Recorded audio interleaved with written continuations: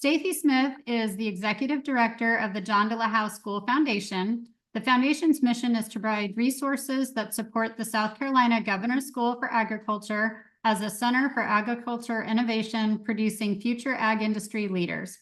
Stacy holds a Bachelor of Science degree in psychology with a minor in child and family studies.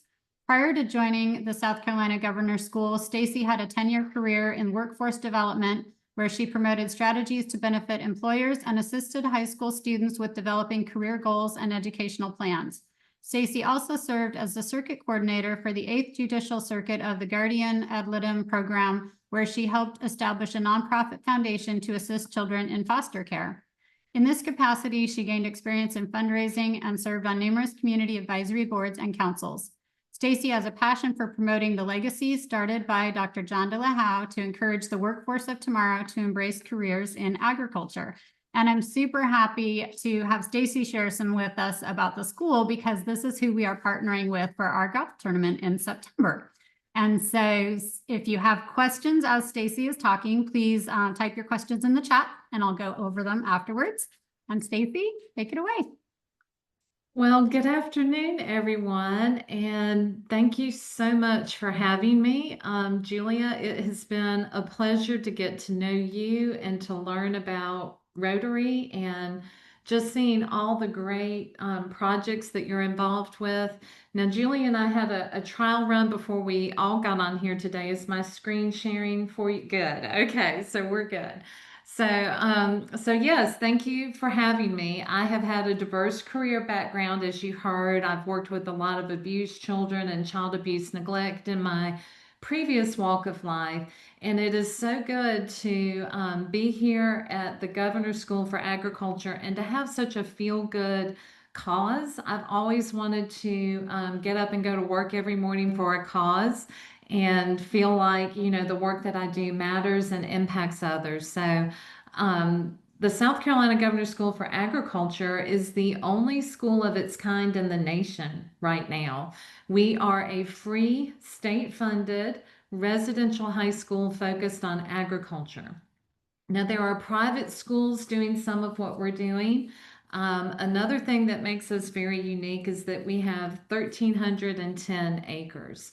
So we are having tremendous success with our graduates already. I'll tell you a little bit about that.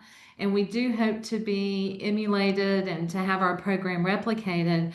But having that type of land is very unique and makes what we do here even more possible on a grand scale. So the reason we have so much land is our original philanthropist and benefactor was a French physician who immigrated in the 1760s, mid-60s, to Charlestown, to America, and he came here to service the French Huguenot community that was in this area and to keep them healthy and well.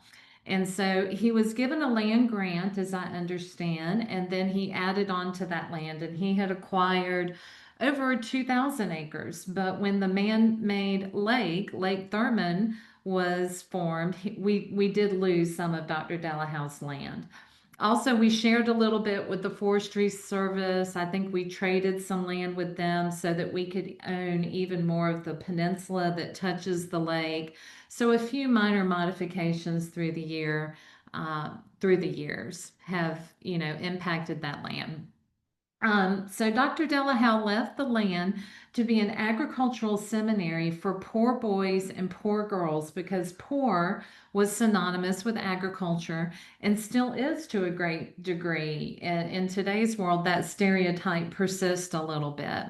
And so during the Great Depression, we took in a lot of orphans.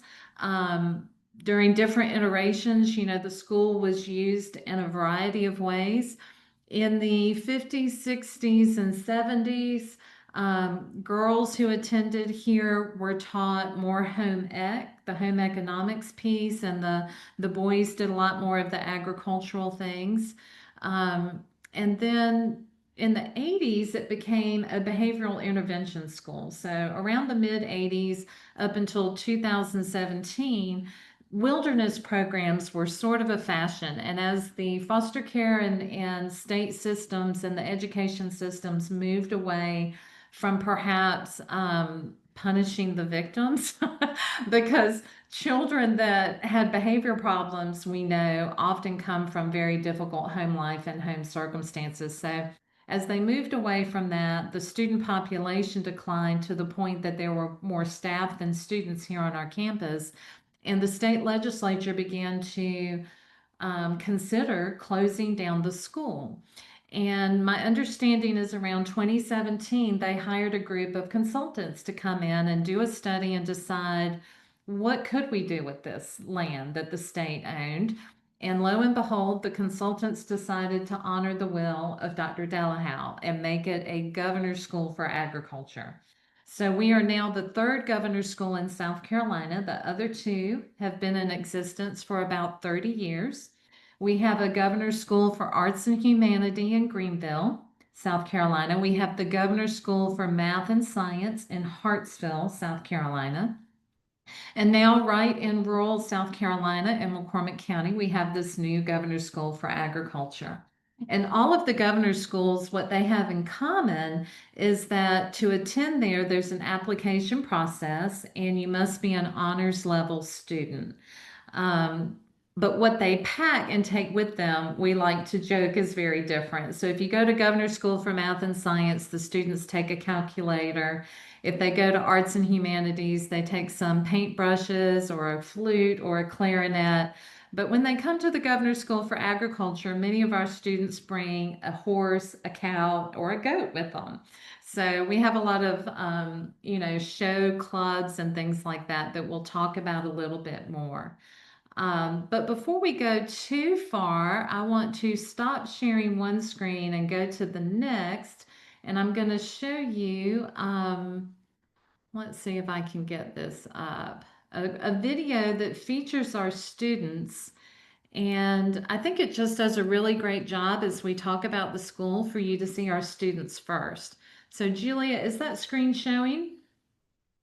I don't see it yet. You don't see it. Let me try again. Now it's doing something. Okay, all All right. right, we're good. We're good. I'm gonna hit play. It's just a minute video. South Carolina is known as the Palmetto State, but there's so much more to our state's agriculture than this iconic plant. There are more than 22,000 farms in South Carolina, covering more than 4.5 million acres of land. The average farm size is 201 acres, with 88% of those owned by individual farmers or farm families. 35% of all farmers in South Carolina are female. That's nearly 14,000 female workers out on the farm. About 13,000 of our state's farmers are new or beginning farmers. And about 62% of our farmers hold other full-time jobs. Agriculture is the #1 industry in South Carolina, creating nearly 260,000 jobs.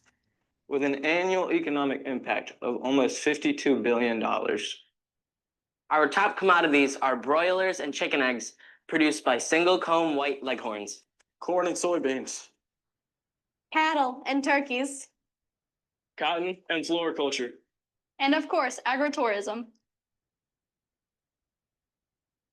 Agriculture is big business in the Palmetto State. And as members of the FFA, we are proud to be part of the future of farming in South Carolina. Y'all come see us. Hey everyone, big heads up. Okay. So hopefully you enjoyed seeing that, and our students, they just make such a great impression. Trying to get back to that PowerPoint. I think I may have lost it. Let's see. Here we go. Am I back on the PowerPoint, Julia? It says our curriculums. Yes. All We're good. good. All Okay. good. Okay, so you see from the video a little bit of the hands-on that our students get to engage in. So they do have core curriculum classes. They have math and history and, language arts and all of the things that you need to graduate high school. But we also have 4 agricultural pathways right now. And our students take their core curriculum in the morning before lunch, and then in the afternoon, they're more focused on their ag curriculums. And so those 4 curriculums are the plant and animal science program. We have an environmental and natural resource curriculum, horticulture, and agricultural mechanics and technology. And this is actually our students who are welding something. So all of these photos that you're seeing today are beautiful photos of our campus and our students. So in addition to those 4 pathways, we are looking to add an agritourism and a culinary arts career pathway very soon.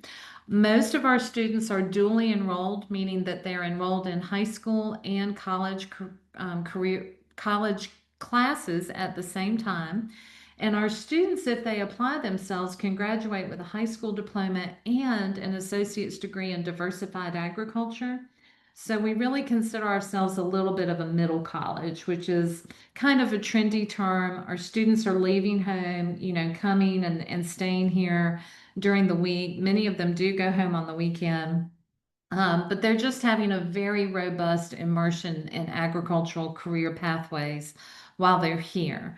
And in addition to that, we offer a lot of clubs and sports. Our sporting teams are the field and trial team. We have a shotgun team, a fishing team, a rodeo team, and a few others. You'll see that we have, some very interesting clubs. If our students want to do traditional sports like track or football or basketball, we have a partnership with the McCormick High School, and we do have students who go there. We even have a golf team, I learned, since the Rotary is wanting to do a golf tournament for us. So we do have 4 students who partner with McCormick High School and are involved in golf. So I didn't know we had a golf team. But here's some pictures of our students and kind of what they do in addition to being on our campus. These are some of our students competing at the state fair. All of our students are enrolled in FFA and 4-H, and that's a big part of our ag curriculum. So FFA used to, it's Future Farmers of America, but it's so much more than farmers that they have started calling themselves the National FFA Club, and each state has a chapter. Our students are very involved. We've had several students win at the state and the national level. This is some of our students. They go to the Washington Leadership Conference through FFA. They really do a lot of travel. And what this does is it helps them with leadership skills, public speaking, agricultural competition skills that really make their college applications stand out. We have only had 4 graduating classes, and of those 4 graduating classes, our students have earned more than $2 million in academic scholarships for college. Some of them are going straight into the workforce, but many of them are going for a post-secondary degree.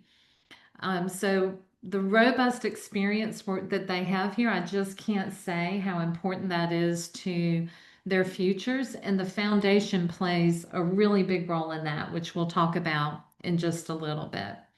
So back to our school, we are a working honors level school, and we are a farm.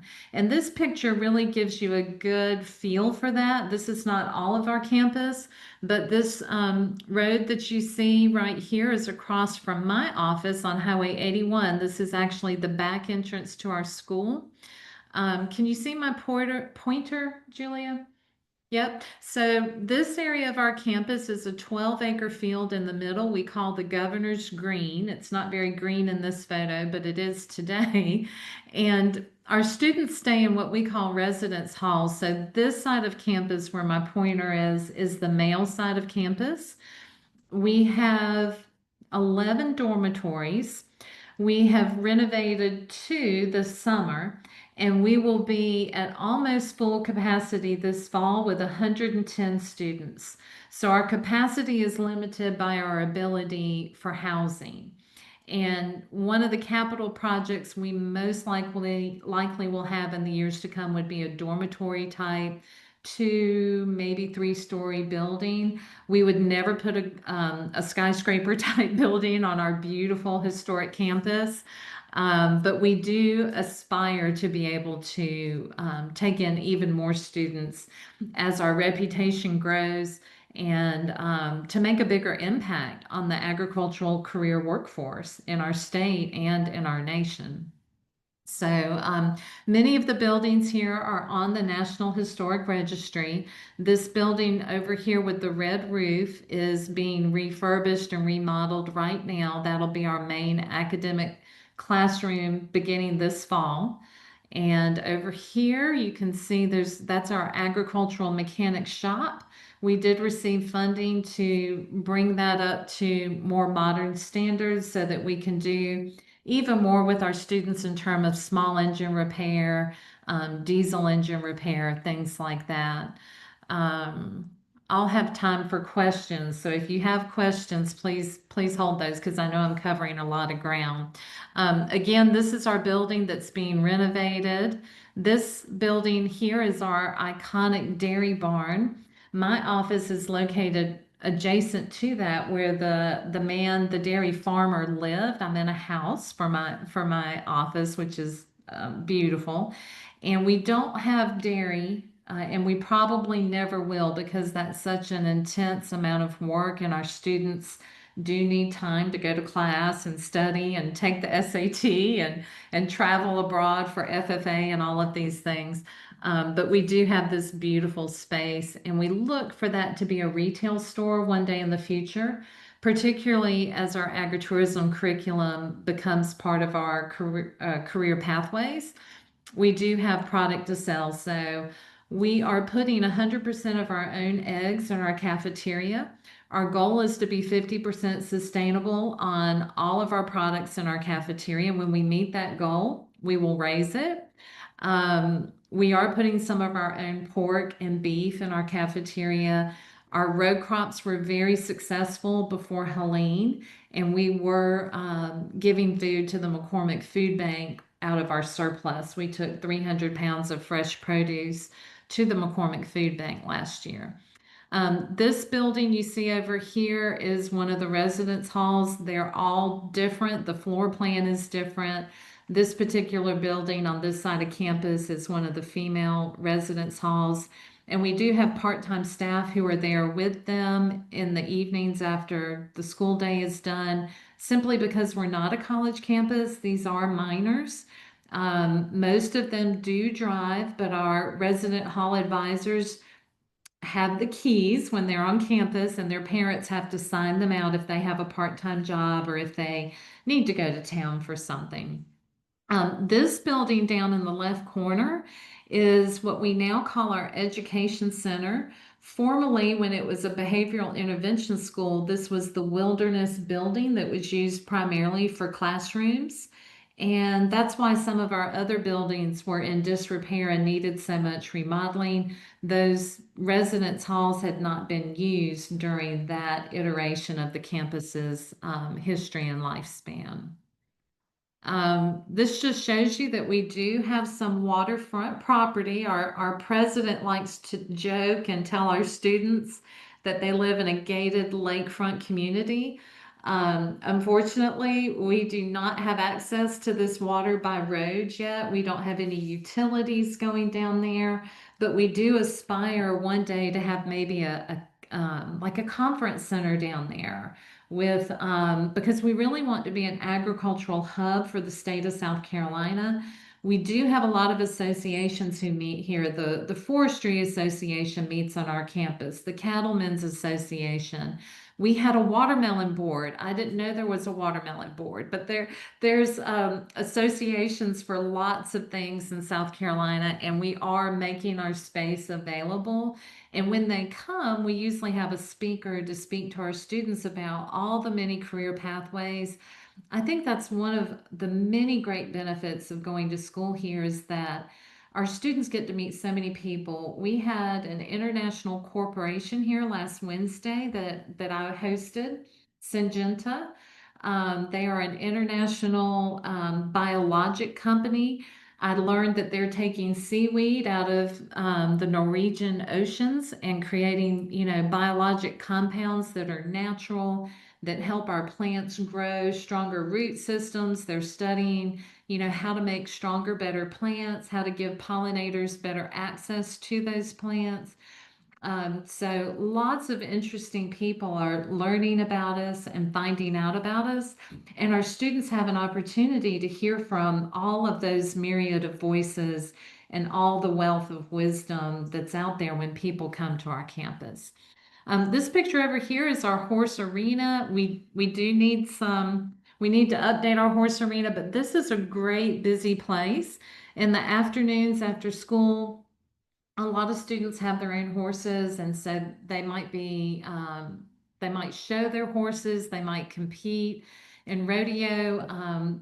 The year before I came here in 2023, we had the National High School calving roper, and I never got to see him rope a calf, but he went to Texas and he won the National High School Award for that. So it's a really neat place to be. I have seen the students riding their horses across the Governor's Green in the afternoons, and it can be just very surreal and beautiful to work here. These are all pictures from our campus. I'm going to tell you a lot about our apiculture program, our bee pollinator program soon. We have a lot of cattle on campus. As a matter of fact, right outside my office are some cows. I don't name them anymore because we do process our cattle. So if I do call them something, it's T-bone or rump roast. But I'm learning. I'm not such an ag girl, but I'm learning about the cycle of life, right? This little picture down here of the donkey in the corner is little Mister. He's kind of our school mascot. We love him a lot. He eats Laffy Taffy. And donkeys, I've learned, can live to be 35 years old. He was here when we got here for the governor's school, so we don't really know how old he is, but he's really sweet. We do a lot of petting zoos with him and some of our other animals for young students. If you're from Savannah Lakes, we've got some sheep down here. The sheep are outside with our goats in the small ruminant area. And when I was first hired, Savannah Lakes had embraced the fact that we needed some goat fencing. And so almost every day I would come in and receive a check that would say baby goat or goat fence in the corner. Thank you if you're one of those people. We have 2 employees here on campus that live in Savannah Lakes and had let word get out in the community that we had not budgeted for additional fencing. So we have a beautiful fenced in area for our baby goats and our sheep. So thank you for that. So one of the things that really makes us special is the fact that we're a residential high school. And if you were on a tour with me today, chances are that we would start you out by walking you into one of the residence halls. That's really part of, what makes it special. And you can see from these pictures that these are homes away from home for our high school students leaving school for the first time. We do have an alumni association from before it was a governor's school. And there's a group of people that were here in the 60s and 70s. And this is a very special place to them, and they grew up in these residence halls, and a lot of them attribute some of the skills and life lessons that they learned while they were here with their current success. And so they have adopted the residence halls. So the state of South Carolina will pay for mold remediation. It'll put a new window in. The state will help us with a new roof if we need one. But the state doesn't give us a budget to, put these curtains on the wall or these decorations that make it very homey and welcoming. And so we're really grateful to the alumni. They do a Valentine dinner dance every February at Savannah Lake. So if you have an opportunity to go, it's a great evening with a silent auction, and all of those funds go to keep our residence halls looking fabulous. So here's some pictures of our students. These are our real students. This is Colette. This is Emily Rodman. She was one of our horticulture students. She is working for the Forestry Service Association right now, though, and pursuing a college degree. I don't get to interface with the students as much as I would like to in my role, but when I do, it's the highlight of my day, my week, my month is to meet these students and get to know them. They are all so bright, and it's always just a pleasure to speak with them. And we are offering monthly tours. So if any of you are local enough and would like to come, when you go on a tour, you definitely get an opportunity to meet some students. This is just showing that we have our students around the clock. And so, part of what the foundation does is help facilitate what we call their residence life and their student activities. So we have taken students to Clemson games. We have supported the McCormick does a Christmas parade every year. You can see our FFA had a float in the Christmas parade. This is where we were doing a toy drive for one of the local community toy drives as a service project for some of our clubs. So we do get our students involved in like the litter pickup through the Be Proud and, different service organizations when they have time and when they're able. This just shows our students doing some after school activity. They're doing some type of line dance here, I think. We've got cornhole set up and some volleyball and kickball and things like that during the spring. As far as admissions and recruitment, I did allude to that earlier. We are a residential high school and we're only 10th, 11th, and 12th grade right now. We're not taking ninth graders.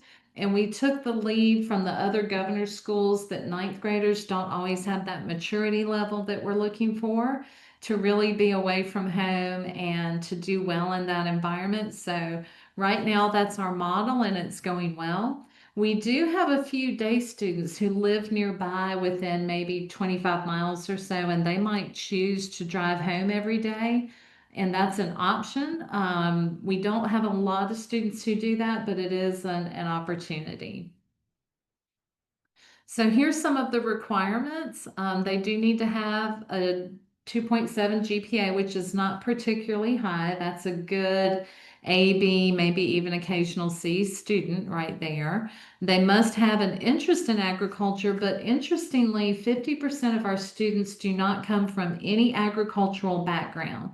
So anytime I have a visitor here, we have a room full of students, I always have them raise their hand who came from a family farm. And sometimes it's even less than 50% that really came from that environment. What we have is bright students who could have attended any of the three governor schools.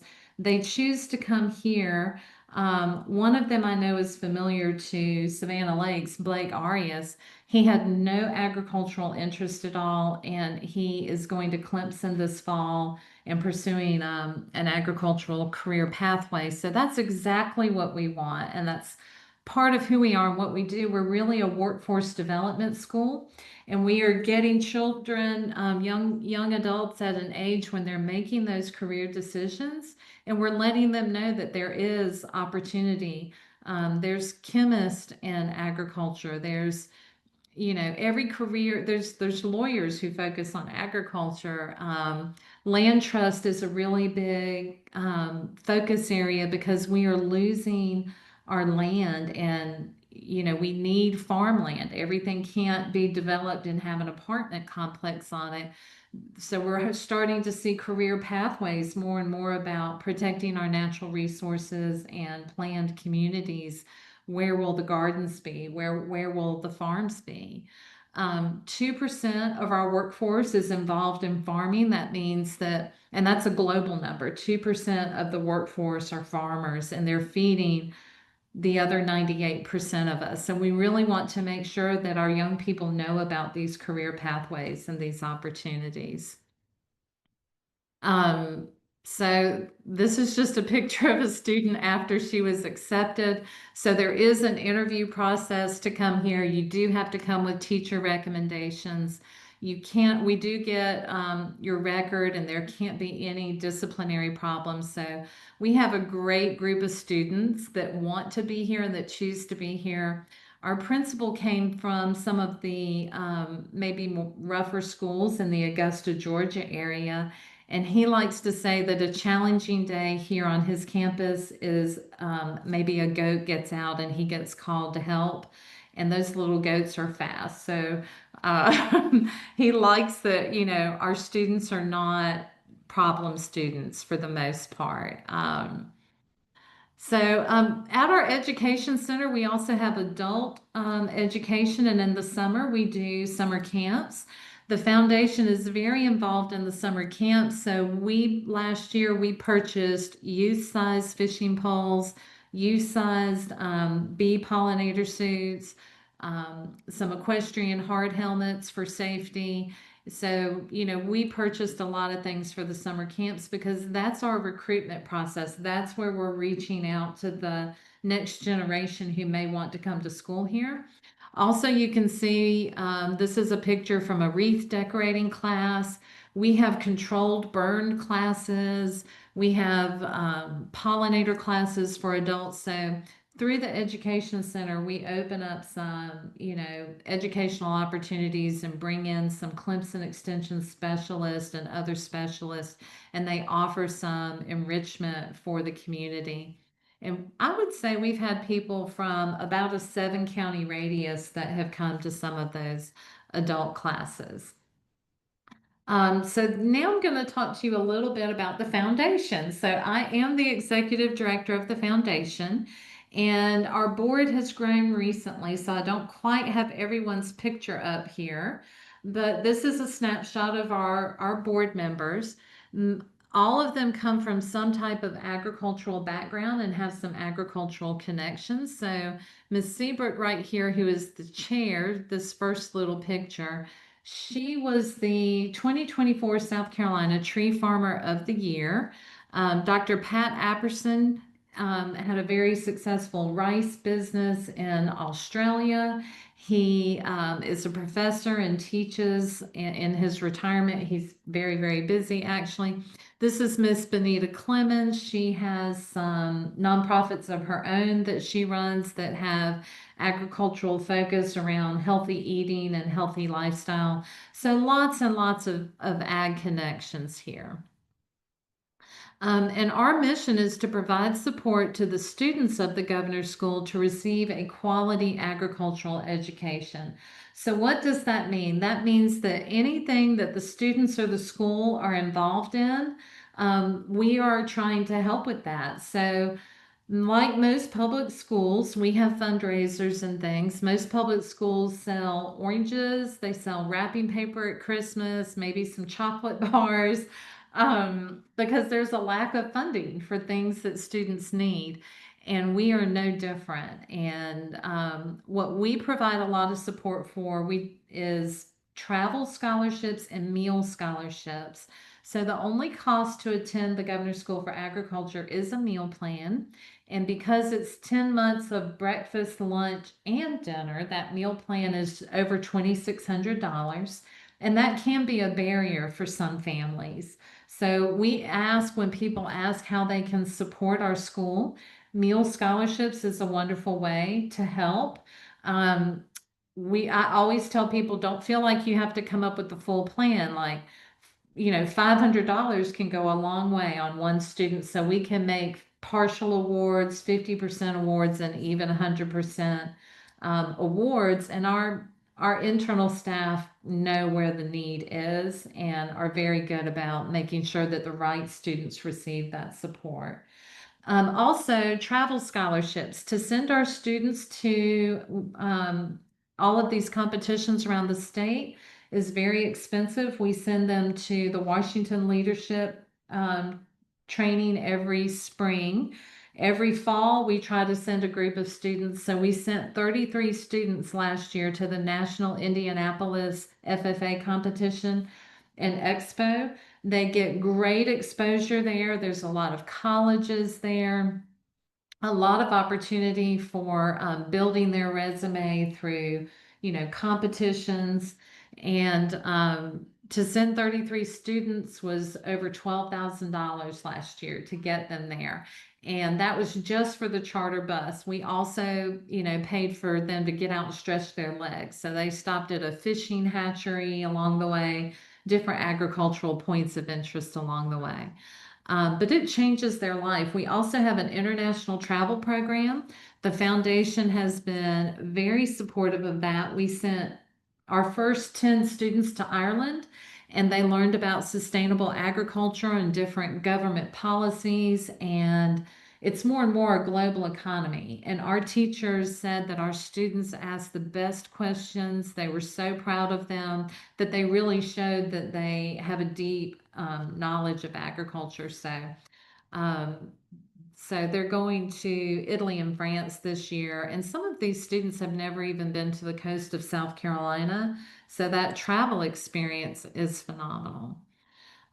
This is just going to show you some of what the foundation has supported. I've got some pictures here. So one of the things we've supported is a row crop area called the Eubanks Memorial Garden. Martin Eubanks was an employee of the Department of Agriculture.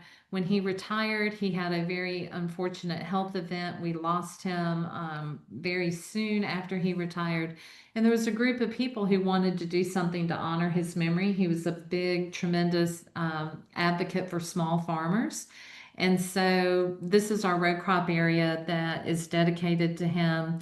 After the hurricane, this area was really hard hit. We have had a donation of peach trees that we have now put in this area, and we're wanting to expand the footprint of this area. But everything we do, you can see that the students get involved and are hands-on and harvesting and working the area. Another thing that we've done, we've bought a lot of farm equipment for the farm. When we purchase farm equipment, it helps our current and future students. And it's really integral to what we do, so very important.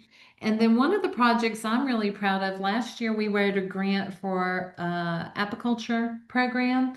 We received a $25,000 grant, and pollinators are so essential to every aspect of agriculture. And so I feel really excited that we're bringing this focus to our students, because if the pollinators collapse, we're all going to be in a world of trouble. I have learned that even bats are pollinators since I've been here. So far, we don't have any bat projects going on, but who knows what the future may hold. I had to take some worms home one weekend and learn to feed worms for a composting project. So anything could happen.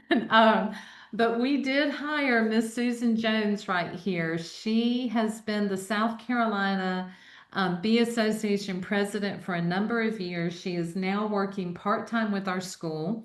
And through the grant, we have taken our 6 hives to 20 colonies. And this is just in the past few months. She saved 100% of them through the winter, which is a very difficult thing to do. So we are going to have a certified organic honey house this summer. We will be producing our own honey for sale and for gifts for the community. And our students, more importantly, are learning about the importance of pollinators. And so, you know, I don't know what 32 deep brood boxes is, but we purchased them today. The truck came with all of the honey jars and the lids because the foundation is purchasing all of that equipment.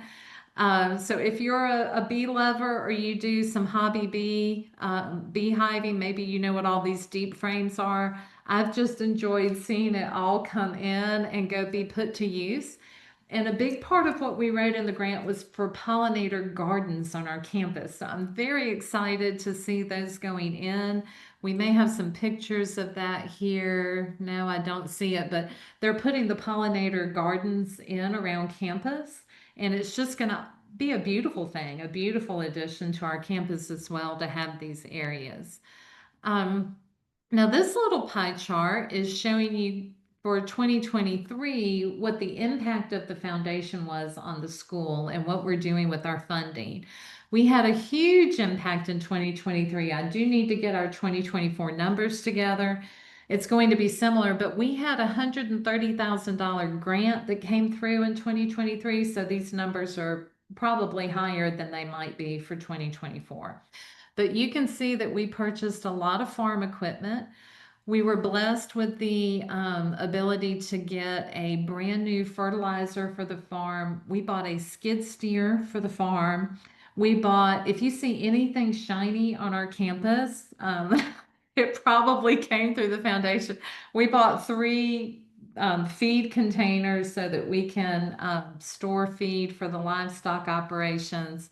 So the farm has been a big part of our focus. And after all, we are an agricultural school, right? And then you can see we raised some funds for the equestrian program. This part represents our college scholarships that have come through our donors and that we facilitate. This is our international travel and state and FFA scholarships that we've given our students. This was the goat fencing project I mentioned to you.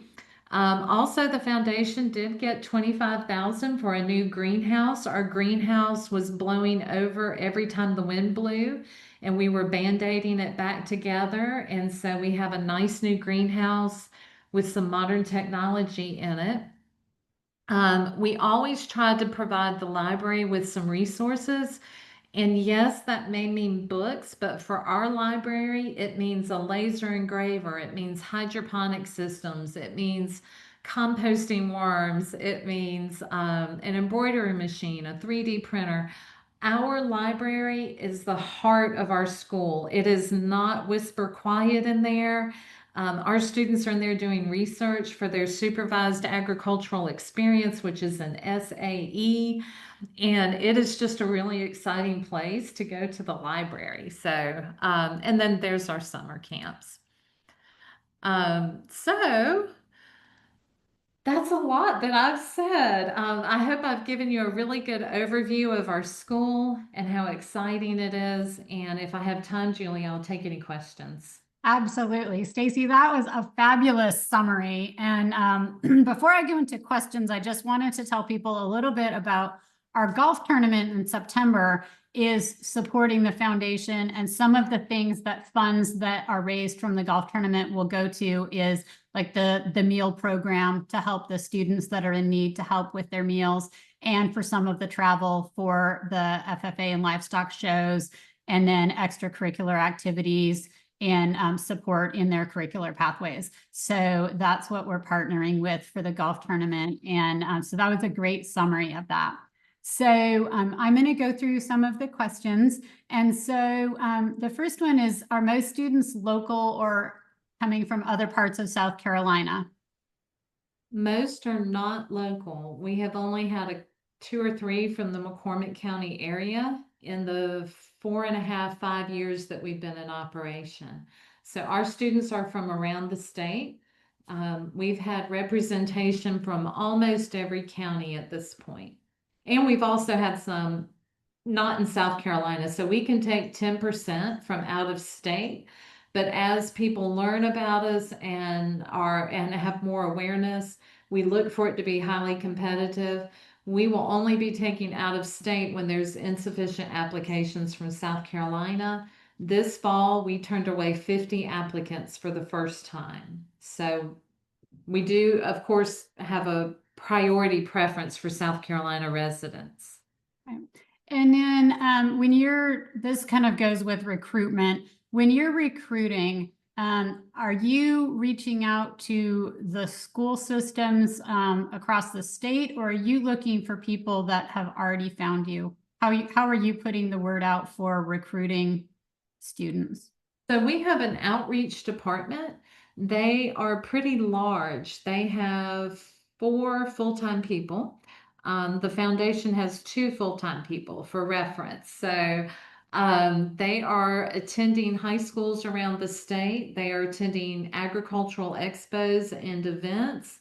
The summer camps are part of that outreach. They invite schools here for field trips. So it is not unusual for you to come on our campus and see 60 elementary students having a great day on campus and learning about agriculture. And all of that plays into our outreach. Also, our social media is a big part of our outreach. So if you go to our website, it will be delahowe.sc.gov. and our social media is South Carolina Governor's School for Agriculture. So we have a hybrid between recognizing Dr. Della Howe and using our new name. The community knows us as Della Howe, so we haven't cut that off completely, and we're moving slowly and more deliberately towards using the South Carolina Governor's School for Agriculture name in our social media, and that's where you will find us. And then when students are coming in, so how many start as sophomores and continue on versus juniors or seniors that transfer in? We have, now I have only been here for 2 years. I know that in the fall of 2020, during a global pandemic, is when we opened, and we had 33 brave souls. None of them were seniors, so we didn't take a senior that year. We took sophomores and juniors. The next year we had 66. The next year we had 81. We've had about 80 this year. Now we're expecting 110 this fall. And my understanding is about 45 to 50 of those new students will be sophomores this year. Okay. And then with income level for students coming in, you had previously said that there isn't a tuition, so it's not, so entry isn't based on income, but the income level is more where you look for support for funding for the meals and extracurriculars. Is that there's not an income level? So so to answer that about the meal scholarships, our business office, not the foundation office, manages the meal plan. So if I'm a parent and I come to orientation, I'm told to go to the business office and make my payments for the meal plan. They can make those payments weekly, monthly, quarterly, or they can write, the full amount if they're able. And I don't know that our business office is necessarily getting financial information. They very well may be, and that may be true. But I do know that they seem to have a sense of who needs it. And so because I'm on the giving end, like I got to call one of the families that received a full meal scholarship. And when I called, it was a single mom. Her husband had passed away unexpectedly that year, and she had 2 boys here. And so they knew all of that. I didn't know until I made the phone call, and she shared that with me. And she was just, she was tearful and overjoyed and just could not thank me enough. And I, just kept reminding her, the community does this for you. We have donors who make this happen. So I'm very blessed to get to be on the giving end of those things. And I can tell you that when I make those phone calls, the business office has done a great job. Like they know which students seem to have the most need for that support.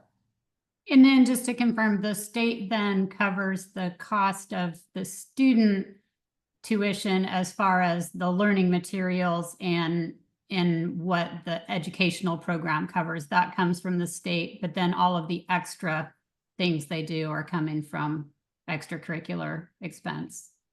So the foundation supports a lot of the extracurricular things. Yes, the state is providing for teacher salaries, keeping the lights on, maintaining the facilities, getting the grass cut, like fringe benefits. I'm actually a state employee, so no donation goes to my salary or anyone here in our office. We are very fortunate for that. So donations truly go to impact the students and the curriculums. And we do look to support the curriculum. So one of the fundraisers I did this past March was a sportsman's banquet. And a bulk of the funds raised that evening went to support the Environmental and Natural Resource Program. Mr. Morton is our ag teacher, and he purchased a lot of fire safety type equipment. When I first started, I kept telling Dr. Cowan, I think the campus is on fire, and he kept telling me it was controlled. So, so our students, they set things on fire, they drive tractors, they ride horses, we have a sawmill. I can only imagine what our insurance policy must be. But, the state is paying for that quote unquote tuition. People tour here and they hear over and over again, we're a free school, and they typically ask me 2 or 3 times what tuition is because it just feels like a private school with a small number of students, a great teacher to student ratio. We have some fabulous teachers. Our math teacher has a PhD, our literature teacher has a PhD. We have, just an amazing opportunity, and it seems like there should be a tuition, but there is no room and board. We do have, it's a $200 activity fee in addition to the meal plan, and that nowhere touches what these students get to do. And that's why the foundation is so active and so engaged in making this an amazing experience while they're here. So we're almost out of time, but I just have one more question, and somebody else asked it, but it is selfishly something I'm interested in as well. When you talked a little bit about the program producing food for daily meals and that your goal is to eventually produce more food for yourselves, but I know our goal in Savannah Lakes Village, or our hope, I should say, is that you will be able to open up a farmer's market type situation at the dairy barn where we can come and purchase some of the excess. So I know that's kind of down the road, but where are you at right now with producing food for the students? I think you might have mentioned it, but the amount of food that you produce that you consume in the cafeteria. We don't consume as much in the cafeteria as we would like to, but we are putting a percentage of our beef and pork in the cafeteria. I would have to ask our farm manager. I venture to say it's less than 25% of what we consume. We did have a few students who for a while were producing pounds and pounds and pounds of lettuce, but those students have graduated and that was their SAE. They were producing cilantro and herbs and all these great things. And when those students left, we're waiting for another student for that to be their SAE because we really loved it. But we're very small, and our staff is doing, most people do not only their job, but 2 or 3 versions of another job. We're in a growth period, but as we get more stable, we really look to be able to open up and be a farmer's market for the community.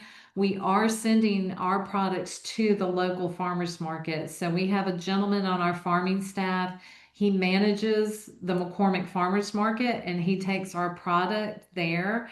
He takes our eggs, our corn, our zucchini, or whatever's growing in the garden when we have it. It is very seasonal, but he is getting it to that local farmers market at this point in time. Thank you, Stacy. And I'm going to ask if you can stop sharing your screen. I'm going to share mine. Okay. Because I think that I did, but it didn't take over. I thought I could bump you off, but it didn't. Okay. Sorry. So what we like to do, and thank you for such a wonderful program. Truly, that was all I hoped it would be, so that I hope the club members can see why I was so excited to share with you guys about what the school is doing, so that you know why I was so inspired to help with the golf tournament. So Stacy, we like to donate a book to our speaker in your honor. This book was chosen for you, Roots, Shoots, Buckets, and Boots. And it's easy to implement ideas for themed gardens that adults and kids can grow together, connecting children to nature through gardening. Each project includes a plan and planting recipe, as well as a discovery walk, activities and crafts to make what you grow. And each is illustrated with lyrical watercolors. And so this will go in a little free library donated in your honor for speaking to us today.